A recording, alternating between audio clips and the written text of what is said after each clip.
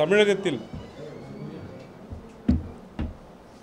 இந்திய தேர்தல் ஆணையத்தால் துவங்கப்பட்டுள்ள எஸ்ஐஆர் சிறப்பு தீவிர வாக்காளர் சீராய்வு அது குறித்து உங்களுடன் சில கருத்துக்களை பகிர்ந்து கொள்ள வந்திருக்கிறேன். 12 மாநிலங்கள் மற்றும் சில யூனியன் பிரதேசங்களை உட்பட்டு இந்த சிறப்பு தீவிர வாக்காளர் பட்டியல் ஆய்வு நடக்கிறது. ஏற்கனவே பீகாரில் நடத்தப்பட்டு உச்சநீதிமன்றத்தில் வழக்கு தொடர்ந்த பிறகு கூட ஏறக்குறைய 65 லட்சம் வாக்காளர்களை நீக்கி அந்த 65 லட்சம் வாக்காளர்களில் 33 லட்சம் வாக்காளர்கள் நிரந்தரமாக குடிபெயர்ந்து போய்விட்டார்கள் என்று எந்தவித விசாரணையும் இல்லாமல் ஒரு பட்டியலை தயாரித்து பீகார் மாநிலத்தில் ஒரு குளறுபடியான வாக்காளர் பட்டியலை தந்திருக்கிறார்கள். தமிழகத்தில் துவங்கப்பட்டிருக்கும் நேற்றிலிருந்து துவங்கப்பட்டிருக்கும் இந்த வாக்காளர் சீராய்வு பணியும் அதுபோன்ற பல குழப்பங்களை விளைவிக்கும் என்று முதலிலிருந்தே கழகத் தலைவர் அவர்கள் கூறி வந்தார்கள். அது மட்டுமல்லாமல் இந்தியா கூட்டணியினுடைய அனைத்து கட்சி தலைவர்களையும் அழைத்து முதலில் ஒரு கூட்டத்தில் ஆலோசனை செய்து பிறகு தமிழகத்தில் உள்ள அனைத்து கட்சிகளையும் அழைத்து ஒரு ஆலோசனை செய்து அதன் பேரில் உச்சநீதிமன்றத்தில் வழக்கு தாக்கல் செய்யப்பட்டிருக்கிறது. அந்த வழக்கு வருகின்ற வெள்ளிக்கிழமை அல்லது திங்கட்கிழமை விசாரணைக்கு வரும் என்று எதிர்பார்க்கப்படுகிறது. இந்த நிலையில் நேற்று துவங்கப்பட்ட இந்த எஸ்ஐஆர் நடவடிக்கைகளில் எவ்வளவு தூரம் குழப்பங்கள் ஏற்படுத்தி இருக்கின்றன என்பதை கள ஆய்வுகள் தெரிவிக்கின்றன. முதலில் பெரும்பாலான இடங்களில் பிஎல்ஓக்கள் என்று சொல்லக்கூடிய அதிகாரிகள் நேற்று எந்த இடத்திற்கும் வந்து படிவங்களை தரவில்லை. எனுமரேஷன் ஃபார்ம் என்று சொல்லக்கூடிய கணக்கீடு படிவங்களை தரவில்லை. அந்தந்த அலுவலரை இஆர்ஓவை அல்லது பிஎல்ஓவை கேட்டால் எங்களுக்கு படிவங்கள் வந்து சேரவில்லை என்ற காரணத்தை கூறுகிறார்கள். ஆக 30 நாட்களில் ஏற்கனவே ஒரு நாள் படிவங்கள் வழங்கப்படாமல் போய்விட்டது. இன்னும் சில இடங்களில் குறிப்பாக கோவை திருப்பூர் மாவட்டத்தில் ஓரிரு தொகுதிகளில் பிஎல்ஓக்கள் கணக்கீடு படிவங்களை கொண்டு வந்து கொடுத்து நாளைய தினத்துக்குள் நீங்கள் அதை பூர்த்தி செய்து தர வேண்டும் என்று கூறிவிட்டு சென்றிருக்கிறார்கள். அது எந்த வழிகாட்டு முறைக்கும் உட்பட்டது அல்ல. ஏனென்றால் தேர்தல் ஆணையத்தினுடைய அறிவிப்பின்படி 27/10/2025 அறிவிப்பின்படி கணக்கீடு படிவங்களை கொடுத்து மீண்டும் பெறுவதற்கு 1 மாத அவகாசம் கொடுத்திருக்கிறார்கள். ஆனால் எந்த அடிப்படையில் சில தொகுதிகளில் பிஎல்ஓக்கள் படிவங்களை கொடுத்த மறுநாளே வாக்காளர்கள் திருப்பி தர வேண்டும் என்று கேட்பது எந்த சட்டத்தின் அடிப்படையில் விதிகளின் அடிப்படையில் அதற்கு என்ன நியாயம் இருக்கிறது என்று கூட தெரியவில்லை. நாங்கள் அச்சப்பட்டது போல் இந்த எஸ்ஐஆர் பணியினை மிகுந்த குழப்பத்திற்கு உள்ளாக்கும் வேலைகள் நடந்து கொண்டு வருகின்றன. இதன் விளைவாக பல லட்சக்கணக்கான வாக்குகள் நீக்கப்படும் அபாயம் இருக்கிறது. இதை பட்டியலிட்டு இதை எதிர்நோக்கித்தான் நாங்கள் உச்சநீதிமன்றத்தில் வழக்கு தொடர்ந்திருக்கிறோம். அந்த வழக்கில் ஏற்கனவே உங்களுக்கு பத்திரிகையாளருக்கு தெரிந்தது போல அந்த கணக்கீட்டு காலம் அல்லது எஸ்ஐஆருக்காக தேர்தல் ஆணையம் தேர்ந்தெடுத்த காலம் மிகவும் உசிதமற்றது. அது எந்த வகையிலும் நடைமுறைக்கு ஒவ்வாத ஒரு காலமாக அமைந்துள்ளது. முதலாவதாக நவம்பர் 4ஆம் தேதியிலிருந்து டிசம்பர் 4ஆம் தேதி வரை கணக்கீடு படிவத்தை கொடுத்து திரும்ப வாங்கக்கூடிய காலமாகும்.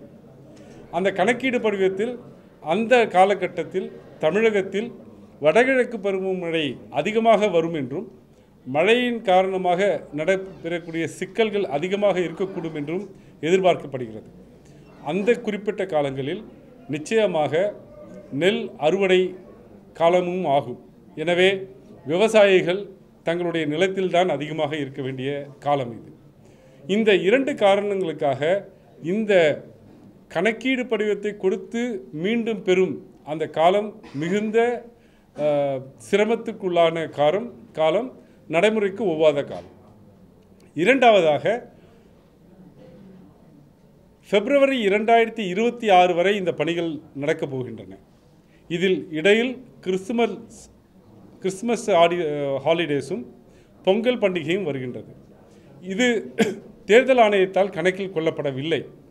கணக்கில் கொண்டிருந்தால் இந்த காலத்தில் ஊழியர்களாக இருக்கட்டும், அரசு ஊழியர்களாக இருக்கட்டும் அல்லது வாக்காளர்களாக இருக்கட்டும், களத்தில் இருந்து இந்த பணிகளை செய்ய முடியாது என்பதை தேர்தல் ஆணையம் அறிந்திருக்க வேண்டும், ஆய்வு செய்திருக்க வேண்டும்.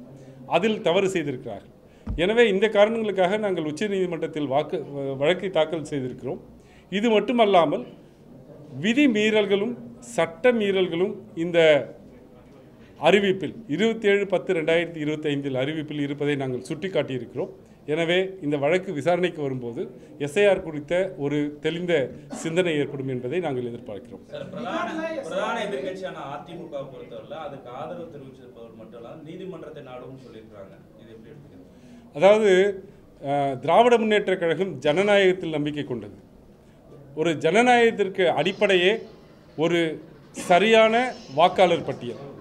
அந்த வாக்காளர் பட்டியல் சரியாக இருக்க வேண்டும். இது அரசியல் கட்சிகளோட பணிகள் மட்டுமல்ல, அரசியல் கட்சிகளுக்கான தேவை மட்டுமல்ல. ஒவ்வொரு வாக்காளருக்கும் அவருடைய வாக்குரிமையை காப்பாற்றுவது அவருடைய அடிப்படை உரிமையாகும், சட்டத்தின் பால் சார்ந்த உரிமையாகும். அதை பாதுகாக்க வேண்டும் என்பது திமுகவுடைய எண்ணம். அதற்காகத்தான் நாங்கள் இதற்காக போராடுகிறோம். ஜனநாயகத்தில் நம்பிக்கை இல்லாத அதிமுக அப்படித்தான் செய்வார்கள். அப்படி அவர்கள் உச்சநீதிமன்றம் செல்ல வேண்டும் என்றால் அது அவருடைய உரிமை. அதை உச்சநீதிமன்றம் சரியாக பதிலளிக்கும். போதிய கால அவகாசம் இல்லை. எந்த அடிப்படையில் கால அவகாசம் அவங்க சொல்றாங்க, காலம் இருக்குல்ல, அடுத்த வருஷம் வரைக்கும் இருக்கு, டைம் ஒரு 6 மாசம் இருக்கு அப்படின்னு, பிப்ரவரி வரைக்கும் அந்த காலத்தை சொல்லியிருக்காங்க. அப்படி அல்ல, மொத்தமாக 6 மாதம் இருக்குன்னு சொல்கிறாங்க. ஆனால் அந்த 6 மாதத்தை பகுதியாக தேர்தல் ஆணையம் பிரித்திருக்கிறது. 4ஆம் தேதி நவம்பரிலிருந்து 4ஆம் தேதி டிசம்பருக்குள்ளார கணக்கீடு படிவத்தை நீங்கள் பூர்த்தி செய்து தர வேண்டும். எல்லாரும், அது அமைச்சர்களாக இருக்கட்டும், அமைச்சர் பெருமக்களாக இருக்கட்டும், சாதாரண குடிமகனாக இருக்கட்டும், வழக்கறிஞராகட்டும், நீதிபதியாக இருக்கட்டும், யாராக இருந்தாலும், தேர்ந்தெடுக்கப்பட்ட சட்டமன்ற உறுப்பினர்களாக இருக்கட்டும், நாடாளுமன்ற உறுப்பினராக இருக்கட்டும், யாராக இருந்தாலும் எல்லோரும் கணக்கீடு படிவத்தை நிரப்பி தர வேண்டும். நிரப்பி தரவில்லை என்றால் 30வது நாள் முடிஞ்ச பிறகு நீங்கள் வாக்காளராக இருக்க மாட்டீர்கள். நீங்கள் புதியதாக படிவம் 6இல் என்னை வாக்காளராக புதியதாக சேர்த்துக் கொள்ளுங்கள் என்று கேட்க வேண்டும். அது எப்படி 6 மாதத்தில் நான் கணக்கெடுத்துக்குவேன்? இரண்டாவது, பீகார் மாநிலத்திலிருந்து பாடங்களை கற்றுக்கொண்டோம், அதனால் சில மாறுதல்களை செய்திருக்கிறோம் என்று தேர்தல் ஆணையம் சொல்லி இந்த உத்தரவில், அதாவது பீகார் மாநிலத்திற்கு அவர்கள் வெளியிட்ட அறிக்கை 24 ஜூன் 2025. உச்சநீதிமன்றத்தில் பல கட்டமாக அந்த விசாரணை நடக்கிற போது அதிலிருந்து நாங்கள் பெற்ற பாடங்களை வைத்து சில மாறுதல்களோட தமிழ்நாடு உள்ளிட்ட 12 மாநிலங்களுக்கு தரேன்னு சொல்லியிருக்காங்க. மாறுதல்கள், அவர்கள் தந்த மாறுதல்கள் அதைவிட அதிக குழப்பத்தை விளைவிப்பதாக இருக்கக்கூடியது. உதாரணத்துக்கு சொல்லப்போனால் பீகாரில் கணக்கீடு படிவத்தோடு சேர்த்து ஆவணங்களை தரணும். ஆனால் தமிழ்நாடு மற்றும் 12 மாநிலங்களில் கணக்கீடு படிவத்தை மட்டும் நீங்கள் பூர்த்தி செஞ்சு கொடுத்தா போதும். வரைவு வாக்காளர் பட்டியல் வெளியிட்ட பிறகு, அதாவது 7/12/2025 அன்னைக்கு டிராஃப்ட் எலக்டோரல் ரோல் வெளியிடுவாங்க. வரைவு வாக்காளர் பட்டியல் வெளியிட்ட பிறகு இஆர்ஓ என்று சொல்லக்கூடிய ஒவ்வொரு சட்டமன்ற தொகுதிக்குமான வாக்காளர் பதிவு அதிகாரி நோட்டீஸ் கொடுப்பார். நீங்கள் கொடுத்த எனுமரேஷன் ஃபார்மில் எனக்கு திருப்தி இல்லை, அது எங்கள் டேட்டா பேஸோடு ஒத்து போல. அந்த டேட்டா பேஸ் எதுன்னு யாரும் சொல்லலை. இந்த டேட்டா பேஸோடு உங்களுடைய பெயர் ஒத்து போகவில்லை, எனவே நீங்கள் பிறப்பு சான்றிதழ் கொடுங்கள், இருப்பிடச் சான்றிதழ் கொடுங்கன்னு யாரை வேணாலும் கேட்கலாம். யாரை கேட்பார், எப்போ கேட்பார், அதுக்கான நோட்டீஸ் ஃபார்ம் என்ன, எந்த ஃபார்மில் திருப்பி தரணும், யார்கிட்ட தரணும், பிஎல்ஓ வந்து வாங்கிட்டு போவாரா, இஆர்ஓ ஆஃபீஸ்க்கு இவங்களே கொண்டு போய் தரணுமா என்ற கேள்விகளுக்கு எந்த விளக்கமும் இந்த 27/10/2025 அறிவிப்பில் சொல்லப்படவில்லை. அப்போ என்ன பண்ணுவாங்க? இதற்கு அண்ணா திராவிட முன்னேற்ற கழகமோ அல்லது பிஜேபியோ இதை சரி என்று சொல்லக்கூடிய இந்த கட்சிகள் எப்படி இதை சரின்னு சொல்லுவாங்க? இதற்கான விளக்கத்தை யாராவது கேட்டு பெற்றார்களா? யாரும் கிடையாது. எனவே இந்த வழிமுறை 27/10/2025 கொடுக்கப்பட்ட வழிமுறை அதிக ஓட்டுக்களை நிச்சயமாக நீக்குவதற்கு வழிகாட்டும். இதே மாதிரி ஒரு சிச்சுவேஷன் தான் பீகார்லயும் நடந்திருந்தது. சுப்ரீம் கோர்ட்டுக்கு போய் சில கட்சிகள் அப்ரோச் பண்ணியிருந்தாங்க. இதே மாதிரி தான் இப்போ திமுகவும் நீங்க போய் பண்ணிட்டீங்க 7ஆம் தேதி அந்த கேஸ் வரும்போதுன்ற மாதிரி இதே சூழ்நிலையில இங்கே எலெக்ஷன் ப்ராசஸ் ஸ்டார்ட் பண்ணுவாங்க. அப்போ திமுகவோட நிலைப்பாடு என்னவா? அதாவது பீகார் எஸ்ஐஆரை பொறுத்த வரைக்கும் வழக்கு நிலுவையில் இருக்கிறது. உச்சநீதிமன்றம் தடை விதிக்கவில்லை என்றாலும் கூட அவங்க என்ன சொன்னாங்கன்னா, எப்போது நாங்கள் இதில் சட்ட மீறல்கள் விதிமீறல்கள் இருக்கிறது என்பதை பார்த்தோம்னாலும் அப்போ இந்த பட்டியல் அந்த எஸ்ஐஆர் எக்ஸசைஸ் முழுக்கத்தையும் நாங்கள் நீக்கரவு செய்திருவோம் அப்படின்னு சொல்லிட்டாங்க.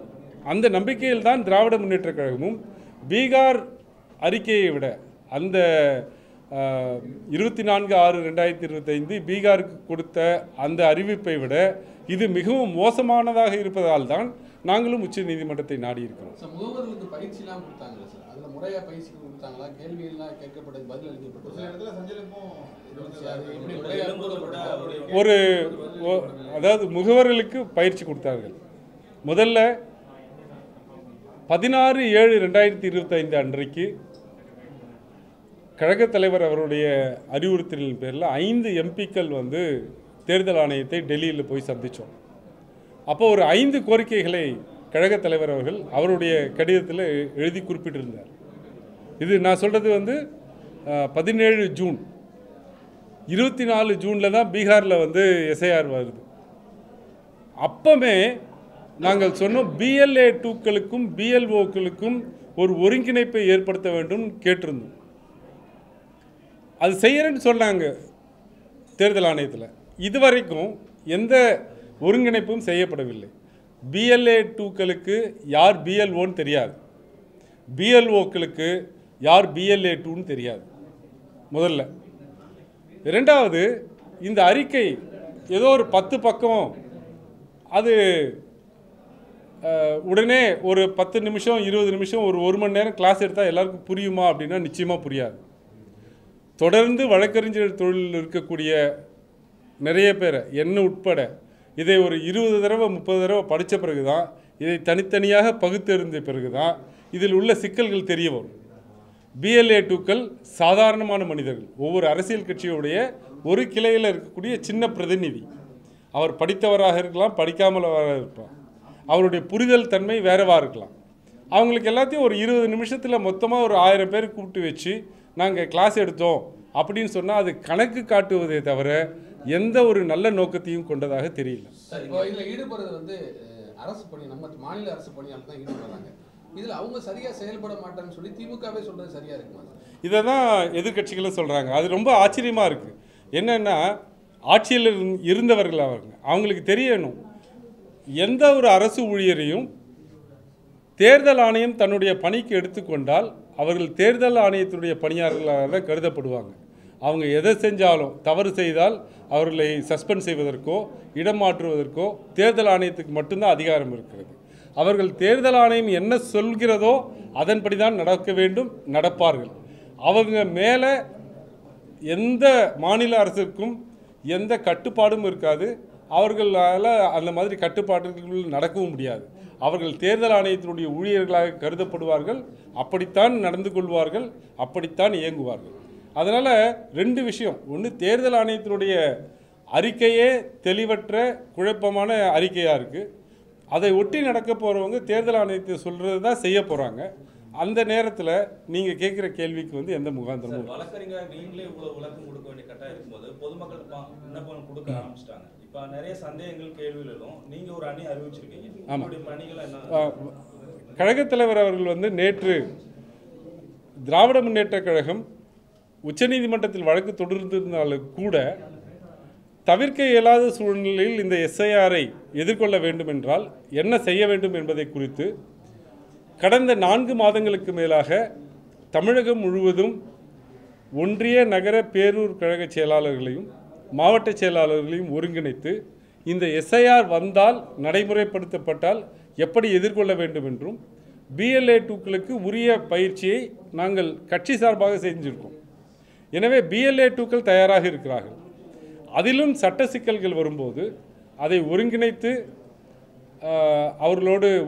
அவர்களுக்கு உரிய அறிவுரைகளை கொடுத்து வாக்காளர்களுக்கு பொதுமக்களுக்கு அவருடைய வாக்குகளை நீக்காமல் பாதுகாப்பதற்கு உறுதுணையாக இருப்பதற்காக தலைமை கழகத்தில் 8 வழக்கறிஞர்களையும் மற்றும் விளையாட்டு அணியைச் சேர்ந்த திரு கௌதமன் அவர்களையும் மற்றும் தகவல் தொழில்நுட்ப அணியைச் சேர்ந்த ஒருவரையும் நியமித்து ஒரு அணியை வாரும் துவங்கியிருக்கிறார்கள். நாங்கள் திராவிட முன்னேற்றக் கழகத்தினுடைய தோழர்கள் யார் எப்போது தங்களுடைய சந்தேகங்களையும் எஸ்ஐஆர் பற்றி கேட்டால் விளக்குவதற்கு தயாராக இருக்கிறோம். சார், வழக்கமான கணக்கெடுப்புப்படி சேர்க்கிறது நீக்கிறது இல்லாம இது ஜீரோல இருந்து ஃப்ரெஷ்ஷா வந்து எல்லாரையும் என்ரோல் பண்றதுனா அப்ப ஏற்கனவே எல்லாருக்கும் இந்த வாக்குரிமை முதல்வர் கூட எல்லாருக்கும் இந்த வாக்குரிமை வந்து எலெக்ஷன் கமிஷனால பறிக்கப்பட்டிருக்கா அப்படி எடுத்துக்க முடியுமா? அப்படிதான், அதாவது அப்படி சொல்லலை, ஆனால் சட்டம் மாதிரி அந்த மாதிரி தான் அனுமானித்துக்கணும். அதாவது 2002க்கு பிறகு வெளியிடப்பட்ட அனைத்து வாக்காளர்கள் பட்டியலும் ஃப்ரீஸ் ஆயிடுச்சு. அதுக்கு எந்த பேசிஸும் முகாந்திரமும் சட்டப்படியான செல்லுபடித்தன்மை கிடையாது. 2002 197 தொகுதியில், 2005 எஸ்ஐஆர் 35 தொகுதியில் அந்த வாக்காளர் பட்டியல் தான் இப்போ செல்லுபடியாகும். இப்போ நான் இருக்கக்கூடிய தொகுதியில் எனக்கு எனுமரேஷன் ஃபார்ம் கொடுப்பாங்க. நான் கடைசியாக எங்கே வாக்களித்தனோ அங்கே வந்து எனுமரேஷன் ஃபார்ம் தருவாங்க. நான் 2002 நான் எங்கே இருந்தனோ அந்த தொகுதியுடைய பெயர், பாகம் எண், வரிசை எண்ணை குறித்து இந்த எனுமரேஷன் ஃபார்மை ஃபில் பண்ணி தரணும். அதில் இருக்கக்கூடிய சிக்கல் திராவிட முன்னேற்ற கழகத்தின் சார்பாக நாங்களே இப்போ குறிப்பாக என்னுடைய ஓட்டையே நாங்கள் எடுத்து பார்க்குறதுக்கு, அதை ஐடென்டிஃபை பண்ணுறதுக்கு அரை மணி நேரத்துக்கு மேலே ஆச்சு. அந்த 2002 2005 பட்டியல் எங்கே கிடைக்குது அப்படின்னு பார்த்தீங்கன்னா தேர்தல் ஆணையத்துடைய இணையதளத்தில் கிடைக்குது. அதில் போயிட்டு நான் என்னுடைய உதாரணத்தையே சொல்வதற்காக விரும்புகிறேன். நான் இதற்கு முன்பாக வில்லிவாக்கம் தொகுதியில் வாக்காளராக இருந்தேன். இப்போ அது பிரிக்கப்பட்டு 51 தொகுதியாக ஆயிடுச்சு. வில்லிவாக்கம் தொகுதியில் நான் வாக்களித்த வாக்குச்சாவடி மையத்தின் பெயர் கிருஷ்ணசாமி மெட்ரிகுலேஷன் ஸ்கூல். நான் அந்த வாக்கு மையத்தை தேடி எடுத்து அதில் என்னுடைய வாக்கு இருக்கான்னு பார்த்தா கிருஷ்ணசாமி மெட்ரிகுலேஷன் ஸ்கூல் 620 621 பாகங்களில் அண்ணாநகர் தொகுதியினுடைய வாக்காளர்களுக்கு பதிலாக விருகம்பாக்கம் தொகுதி வாக்காளருடைய பெயர் பட்டியல் தான் இருக்குது. அதற்கப்புறம் அரை மணி நேரம் நானும் என்னுடைய ஜூனியர்ஸும் சேர்ந்து அந்த வில்லிவாக்க தொகுதியை முழுக்க பட்டியலையும் தனித்தனியாக எடுத்து பார்த்து பல்வேறு முறையில் சர்ச் பண்ணி பார்த்தா அது வேற ஒரு பாகம், வேற ஒரு ஸ்கூலில், அம்பத்தூர் பக்கத்தில் இருக்கிற ஸ்கூலில் எங்கள் பேர் இருந்தது. அதை தேடி எடுத்தோம். நாங்கள் இவ்வளவு சிரமங்கள் இருக்குது. 2002 பட்டியலில் இருந்து உங்கள் பேரை எடுத்து அதை நீங்கள் பூர்த்தி செய்யணுன்னா இவ்வளோ நேரம் தேவைப்படும். இது எல்லாருக்கும் பொருந்தும். ரெண்டாவது, எல்லார இடத்துல இருந்தும் வரக்கூடிய கம்ப்ளைண்ட் என்னன்னா 2002 மற்றும் 2005 வாக்கு பட்டியல், வாக்காளர் பட்டியல் முழுமையான விவரங்களை தாங்கியதாக இல்லை. வீதியின் பெயர், பாகத்தின் பெயர் தெளிவாக இல்லை. வாக்காளர் பெயர் மட்டுமே ஒரு பட்டியலாக கொடுக்கப்பட்டிருக்கு. ஒரு வாக்காளர் பட்டியலில் ஒரே பெயரையும் தாங்கினவர்கள் நிறைய பேர் இருப்பாங்க. அதனால் உங்களுடைய வாக்கு எது என்பதை பார்த்து அறிவது ரொம்ப ரொம்ப சிரமம். இதுக்கு எப்படியும் ஒவ்வொரு வாக்காளரும் அரை மணி நேரத்திலிருந்து 1 மணி நேரம் வரைக்கும் உங்களுக்கு கணினியை பற்றி தெரிந்தால், கம்ப்யூட்டரை பற்றி தெரிஞ்சால் நீங்கள் அரை மணி நேரம் 1 மணி நேரம் செலவு பண்ணிங்கன்னா தான் உங்களுடைய 2002 வாக்கை எங்கே இருக்குன்னு கண்டுபிடிச்சி அந்த விவரங்களை பூர்த்தி செய்ய முடியும். அந்த விவரங்களை பூர்த்தி செய்யவில்லை என்றால் அல்லது தவறான விவரங்களை தந்தால் உங்கள் பெயர் வரைவு வாக்காளர் பட்டியலில் 7ஆம் தேதி வராது. அப்போ நீங்கள் புதிய வாக்காளராக உங்களை சேர்த்துக்கணும். புதிய வாக்காளராக உங்களை சேர்த்துக்கணுன்னா அவங்க கேட்குற ஆவணங்களை கொடுத்து ஒரு அப்ளிகேஷன் கொடுத்து அதில் அவங்க உரிய விசாரணை நடத்தி அதுக்கப்புறம் தான் சேர்ப்பாங்க. இவ்வளவு சிக்கல்கள் நிறைந்தது இந்த வாக்காளர். சார், பொதுவாக தேர்தல் நேரங்கள் அப்படின்னு சொல்லி மாவட்ட தேர்தல் அதிகாரியோ இல்லை தமிழகத்தினுடைய தலைமை தேர்தல் அதிகாரியோ விளக்கம் கொடுப்பாங்க. எஸ்ஆர் நேற்று தொடங்கிட்டாங்க. ஆனால் இங்கே யாரும் அதிகாரப்பூர்வமான ஒரு விளக்கங்களையோ எந்த மாதிரி சிக்கல்கள் இருக்கிறதையோ இன்னும் செய்தியாளர் சந்திப்போ நடத்தாமல் இருக்காங்க. அவங்களுக்கு எவ்வளோ சிக்கல் இருக்குன்னு இன்னைக்கு வரைக்கும் தெரிஞ்சிருக்காது. அப்புறம் எப்படி சொல்லுவாங்க? கிரவுண்டில் இதனுடைய சிக்கல்கள் ஒவ்வொரு நாளும் அதிகமாகிட்டே வருது. இந்த எஸ்ஐஆரை முழுமையாக சரியாக நடத்த முடியாது அப்படிங்கிறது எங்களுடைய கருத்து. எலெக்ஷன் கமிஷனுடைய நோக்கம், எங்களுடைய கோரிக்கை ரெண்டுமே ஒன்று தான். எந்த ஒரு தகுதியுள்ள வாக்காளரும் நீக்கப்படக்கூடாது, எந்த ஒரு தகுதியற்ற வாக்காளரும் சேர்க்கப்படக்கூடாது. இதுதான் எங்களுடைய கோரிக்கை. இதுதான் எலெக்ஷன் கமிஷன் தன்னுடைய நோக்கமாக சொல்லுது. ஆனால் இந்த எஸ்ஐஆர் விதிகள், இந்த எஸ்ஐஆருடைய வழி நடைமுறைகள் அந்த நோக்கத்தை ஒட்டியதாக இல்லை. இது அதிகமான வாக்காளர்களை நீக்குவதற்காகத்தான் பயன்படும் என்பது எங்களுடைய கருத்து. சார், பீகார்ல நடந்த எஸ்ஐஆர்ல குளறுபடிகள் வந்தபோது அவர் ஞானேஷ்குமார் அவர்கள் வந்து அந்த விமர்சனம் முன்வைச்ச போது எலெக்ஷன் கமிஷன் மீது, அது வெறும் எலெக்ஷன் கமிஷன் மீது மட்டும் அந்த விமர்சனம் இருக்கக்கூடாது, இது பிஎல்ஏஸோட கோஆர்டினேட் பண்ணி செய்யக்கூடிய வேலை தான், அவங்களுக்கும் அதில் பொறுப்பு இருக்கு அப்படின்னு சொல்லி அது அப்படியே அந்த பொறுப்பை வந்து பிஎல்ஏஸ் அது உண்மைதான். தேர்தல் ஆணையர் சொன்ன கருத்து உண்மைதான்.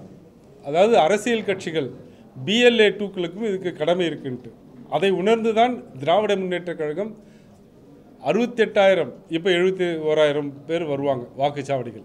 71,000 வாக்குச்சாவடிகளிலும் இருக்கக்கூடிய பிஎல்ஏ 2க்களுக்கு உரிய தேவையான அறிவுரைகளையும் விளக்க உரைகளையும் கொடுத்திருக்கிறோம். நாங்கள் களத்தில் தயாராக இருப்போம். எங்களுடைய எண்ணம், எங்களுடைய செயல், எங்களுடைய நோக்கம் எந்த தகுதியுள்ள வாக்காளரும் நீக்கப்படக்கூடாது, நீக்குவதற்கு அனுமதிக்க மாட்டோம். ஆனால் இதற்கு வாக்காளர்களும் தயாராக இருக்க வேண்டும். நிறைய நடைமுறை சிக்கல் இருக்குது. ஒரு மனிதர் ஒரு 15 நாள் தொடர்ந்து வீட்டில் இருந்து வேறு காரணங்களுக்காக வெளியே போயிட்டா பிஎல்ஏ 2 கூட போய் அவரை பார்க்க முடியாது. அது போன்ற வாக்காளர்கள் சாதாரண மனிதருக்கு அவர்களுக்கு புரிய வைக்கணும், அவங்க இதில் பங்கெடுக்கணும். அதற்காக நாங்கள் தயாராக இருக்கிறோம். நாங்கள் தயாராக இருந்தாலும் பிஎல்ஓக்கள் இன்றைக்கு வரைக்கும் வந்து ஃபார்ம் கொடுக்காத இடங்கள் இருக்குது. ஒரே நாளில் கொடுத்துட்டு மறுநாள் கேட்குற பிஎல்ஓக்களும் இருக்கிறார்கள். அவர்களை சமாளிக்கணும் அப்படின்னா அது தேர்தல் ஆணையம் தான் அதை செய்யணும்.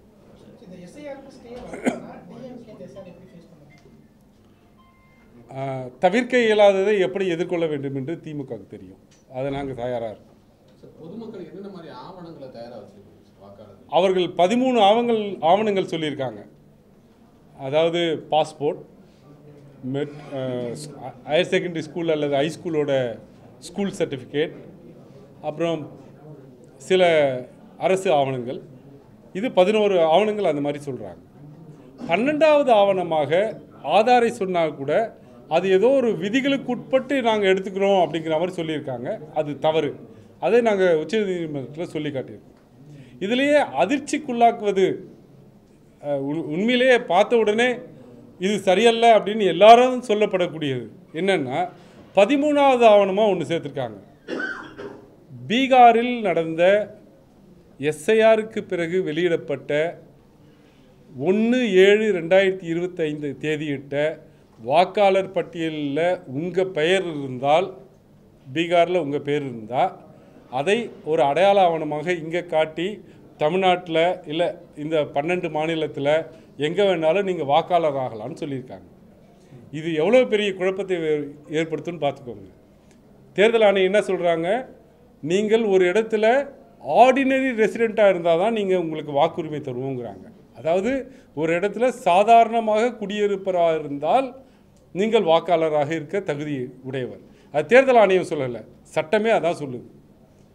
ஆனால் 1/7/2025 அன்னைக்கு தேர்தல் ஆணையம் ஒரு மனிதர் பீகாரோடைய சாதாரணமாக குடியிருப்பவர்னு சொல்லிட்ட பிறகு 4-5 மாதத்தில் அவர் எப்படி வேறு மாநிலத்தில் வாக்காளர் ஆக முடியும்? ஒருவேளை அங்கே ஓட்டு போட்டுருந்தாருன்னா இங்கே ஓட்டு போட முடியும். இந்த சட்டமன்ற தேர்தல் கூடாது இல்லை. அது யார் சொல்லுது? அந்த இடத்துல சாதாரண குடியிருப்பவர்னு யார் சொல்லியிருக்காங்க? தேர்தல் ஆணையம் பல சோதனைகளுக்கு உட்படுத்தி அவரை வந்து நீங்கள் சாதாரணமாக இங்கே குடியிருக்கீங்கன்னு சொல்லிட்டாங்க. அவர் எப்படி நாங்கள் வந்து தமிழ்நாட்டில் சாதாரணமாக குடியிருப்பவர், கேரளாவில் சாதாரணமாக குடியிருப்பவர் நான் எப்படி எடுத்துக்குவேன்? எடுத்துக்கக்கூடாது.